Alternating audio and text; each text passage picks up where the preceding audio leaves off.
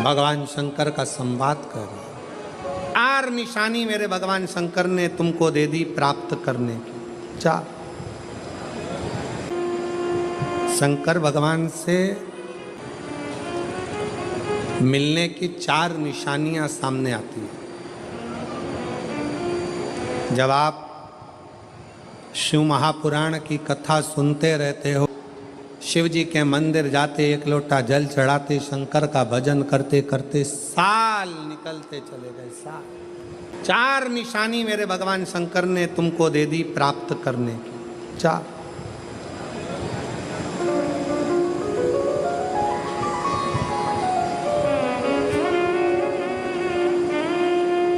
संकेत शिव मिलने के, शिव समागम के, शंकर को प्राप्त के। पहला संकेत भगवान शंकर देते हैं अपने भक्त को, जो भगवान शिव की कथा को निरंतर सुनता रहता है, शिवालय जाता रहता है, 1 लोटा जल चढ़ाता रहता है, शिव को भजता रहता है, श्री शिवाय नमस्तुभ्यम कहता रहता है। उसको पहला संकेत भगवान शंकर देते हैं अपने मिलन का, उसको स्वप्न में दर्शन देते हैं। जब भगवान शंकर का दर्शन बार बार स्वप्न में होने लगे, समझ लेना कि तुमने पहली परीक्षा पास कर ली, तुम दूसरी क्लास में पहुंच रहे। दूसरी क्लास। शिव जी से मिलने के 4 संकेत मेरे भगवान शंकर दे देते। पहला संकेत कौन सा है? जम के उत्तर दो। शंकर भगवान जम के बोलो। काय में आने लगे? सपने। और रात शाम, वो कहते हैं ना, रात शाम सपने में आए। वो कहते रात शिव सपने में आए, बोले मेरे सपने में आए।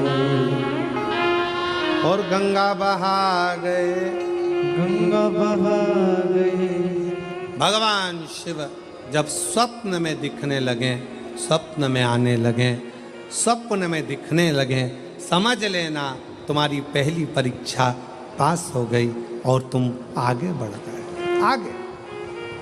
अब शिव तुम्हारे करीब में आ रहे हैं। दूसरा संकेत भगवान शंकर देते हैं शिव महापुराण की कथा सुनने वालों को।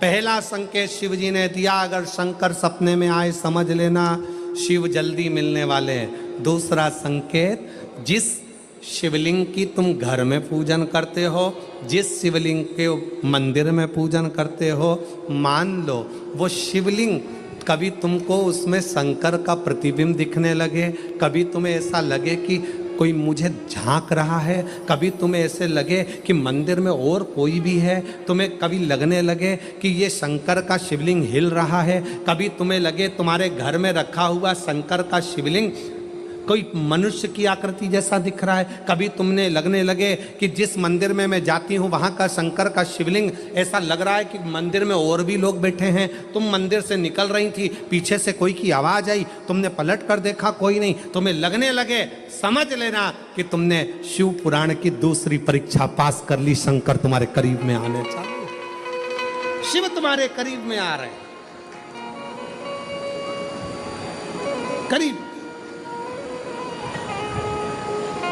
और शिव महापुराण की तीसरी परीक्षा, शंकर संकेत देते हैं मिलन का संकेत। पहला संकेत स्वप्न, दूसरा संकेत अपने इष्ट मूर्ति का हलचल, और तीसरा संकेत जब आप कुछ सोचो और वैसा की वैसा ही तुम्हारे साथ 2 दिन या 5 दिन में हो जाए, समझ लेना कि तीसरा संकेत दे दिया, मतलब शंकर अब तुरंत मिलने वाले हैं। तुमने सोचा, अपने बेटे से कहा, देख बेटा मत कर ऐसा, ऐसा करेगा तो उसके साथ ऐसा हो जाएगा। बेटी मुझे लग रहा है कि ये काम गलत है, बेटा तू ऐसा कर ले, ऐसा हो जाएगा। संकेत तुम्हें मिलने लगे और तुम्हारी विवेक, तुम्हारा एंटीना, तुम्हारी बुद्धि, तुम्हारा चित्त प्रबल हो जाए, समझ लेना कि शिव मिलने वाला। संकेत शिव। तीसरे नंबर का संकेत भगवान शंकर देते हैं, जब आप शंकर के मंदिर में जाकर बैठो या अपने पूजन के स्थल पर जाकर बैठो और शंकर जी से आप बात कर रहे हो और उसका जवाब शिव देना प्रारंभ कर दें, संकेत में देना चालू कर दे, समझ लो शिव मिलने वाला। चौथा संकेत, अब चतुर्थ नंबर का संकेत, और ये संकेत नहीं, ये शिव का मिलना है। जब ये 3 परीक्षा पास हो जाती है तो चौथे नंबर की परीक्षा पास करने की ज़रूरत नहीं पड़ती है।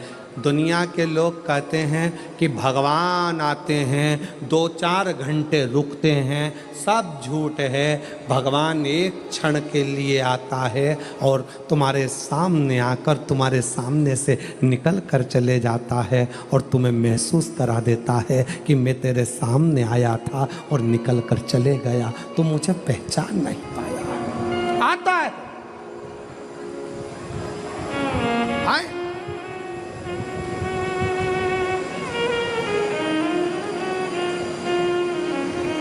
5 दिन की शिव पुराण चल रही है, सुबह से लेकर रात तक, रात से लेकर सुबह तक, सुबह से लेकर रात तक 5 दिन की यह शिव पुराण कल विराम हो जाएगी। कल तक में तुमने 5 दिन जो सवेरे भोजन से लेकर, नाश्ते से लेकर रात को सोने तक और सोने से सुबह तक, सुबह से फिर रात तक जो क्रम करा, 5 दिन का क्रम उठाकर देखना। अगर तुमने दिल से पंडाल में शिव महापुराण की कथा सुनी है तो श्रवण करने वाले को एक क्षण के लिए शंकर का दर्शन होता जरूर है, भले वो किसी अंश रूप में हो, वो होगा।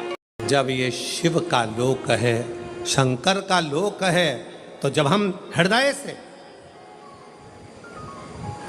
जब भगवान शिव को पुकारते हैं तो एक क्षण के लिए शिव आता जरूर है। श्री शिवाय नमस्तु, चित्तवृत्ति में वही समाहित हो, वही। कोई पुण्य का भागी नहीं है, सबके सिर पर पाप की गठरिया। पार्वती अमरनाथ की गुफा में भगवान शंकर कहते हैं, संसार सागर में कलयुग में आपका जन्म हुआ है तो मस्तक पर पाप की गठरिया भरी पड़ी है। कोई तुमसे कहे कि हमारा श्राप लग जाएगा, बद्दुआ लग जाएगी, ये लग जाएगा, वो लग जाएगा, दुनिया के लोग तुम्हें डराएंगे, धमकाएंगे। डरने की जरूरत नहीं है। संसार सागर में कोई दूध का धुला हुआ नहीं है। शिव पार्वती से कहते हैं, संसार में वही श्रेष्ठ है जो शिव की आराधना में डूबा है और शंकर के मंत्र का स्मरण कर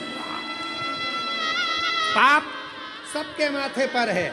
4 स्थान पर हर व्यक्ति से पाप होता है।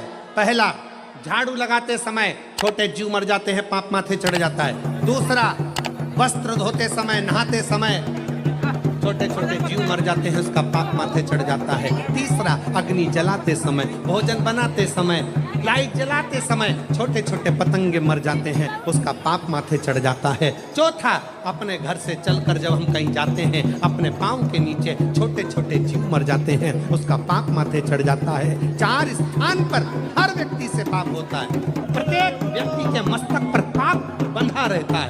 पर सुन पार्वती, जो प्रतिदिन शिवालय में जाकर 1 लोटा जल शंकर को समर्पित करता है, वो धीरे धीरे पाप से मुक्त होकर मेरा अपना होते चले जाता है और वो संसार सागर से मुक्त हो जाता है।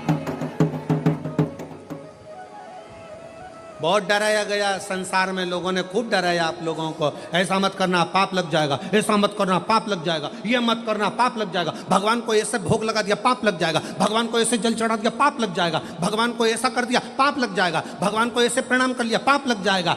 शिव महापुराण ने सब कुछ समाप्त कर दिया। शिव महापुराण ने तो एक ही बात कही कि बच्चा गंदे नाली में गिर जाए, बच्चा गंदे पानी में गिर जाए, बच्चा गंदे कीचड़ में गिर जाए, उसको कोई नहीं उठाएगा, कोई गले से नहीं लगाएगा। बच्चा कीचड़ में गिरा हुआ केवल एक माँ और एक बाप होते हैं जो कीचड़ में गिरे हुए बच्चे के कपड़े नहीं देखते हैं, उसको गले से लगा लेते हैं। उसी तरह संसार में कितना भी पाप हो जाए, शंकर के मंदिर जाना मत छोड़ना, क्योंकि वो बाप ऐसा है कि तुम कितने भी पापी हो तो भी गले से लगाकर तुम्हें तार देगा। तो भी तार दे।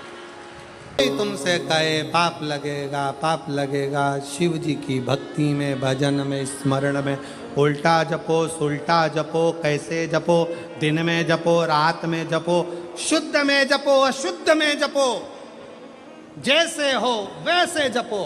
शंकर का नाम जपने वाले पर भगवान कृपा करता है।